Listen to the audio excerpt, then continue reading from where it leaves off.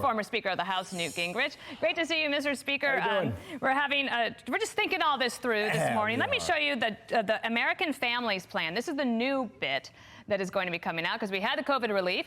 We know what the infrastructure proposal is, but now the American Families Plan with child care, paid family and medical leave, universal preschool. How about 2 free years of community college and making permanent the COVID stimulus plan's provision, lowering health insurance premiums who buy or own coverage. These topics are not new. Even when you were Speaker, I mean, sometimes these were batted around. What do you think about the policy and the way that the White House is proposing it?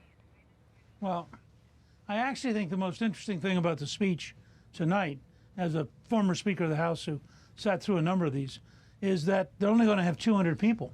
And that this is a room that holds almost 1,000 people, and it's symbolic of kind of the Biden presidency. You're going to find out that he can't deliver on these things. They're not going to get through the Congress. And the real pressure won't be about taxes. It'll be about killing jobs.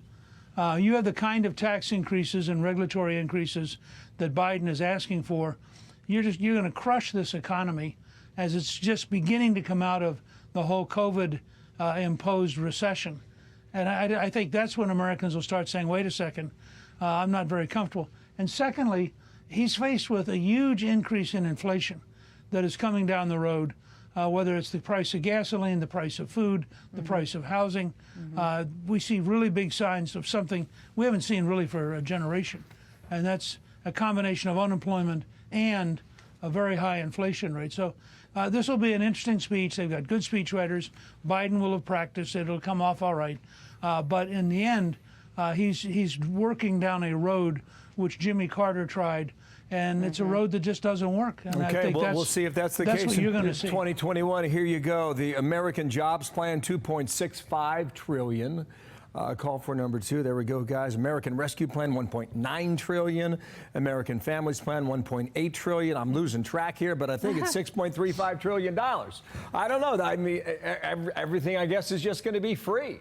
You're going to get free college and free child care and free community. Who pays for all that is a fundamental question you get. But also in this plan, apparently, if you make $75,000 a year, you pay 0 in taxes. I don't know how that works under a capitalist system. Well, I don't even know how it works under a socialist system. I mean, countries that have tried this collapse. Look at Venezuela, look at Zimbabwe, look at Cuba. You go down a road where there are no incentives, there's no after-tax opportunity. Excuse me. Bless you. There's no chance for people to have a better future, and all of a sudden, people decide, why go to work? I mean, the government's going to take care of me. You're already seeing this. Restaurants are finding it very difficult to find workers because they look at what they're getting in unemployment. They look at the various stimulus packages. Now they're going to be given free child care, free junior college, go down the list. And you're going to find a significant number of people who say, that's fine, I'm just not going to work. Mr. Speaker, and I think creating a dependency culture is dangerous. do you think the Republicans can effectively make that case? Oh, I do, because ultimately what you get is a conversation among the American people, exactly what you two were doing a few minutes ago. And you get people who sit around the kitchen table and they look at each other and they say, in a practical, real-world sense, how is this going to work? And I think that cuts through all the news media, it cuts through all the advertising, and presently, common sense does in fact matter, and at least it has for 225 years in this country. And the common sense will be that you're either going to be an opportunity society or a dependency society. I thought Senator Kennedy had it exactly right. I don't think most Americans want to live in a dependency society. Some think Carville nailed it yesterday when he talked about there's a real problem in the Democratic Party, and that's talking about wokeness. And he talked about communities of color, and he said, I don't know what a community of color is. I know what a neighborhood is. It's black, it's brown, it's white, it all comes together in this American mosaic. When you talk about free education over and over again, what are you teaching in these schools? I mean, what have we found? Critical race theory? Is that what we get for it? Look at the disaster in Virginia, where they've announced they're going to eliminate advanced math because minorities don't do as well, or at least African Americans don't do as well, and therefore the way you make sure everybody's equal is you just literally take out all the courses that are hard. I mean, this is madness. If I were the Chinese communist, I would love watching American wokeness because it undermines the whole society.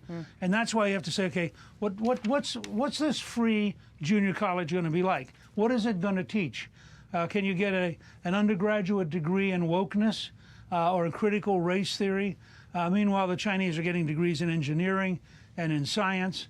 I don't think we understand how big the crisis is in our educational system, and certainly the party of the teachers union is not going to lead the effort to rethink and reform education.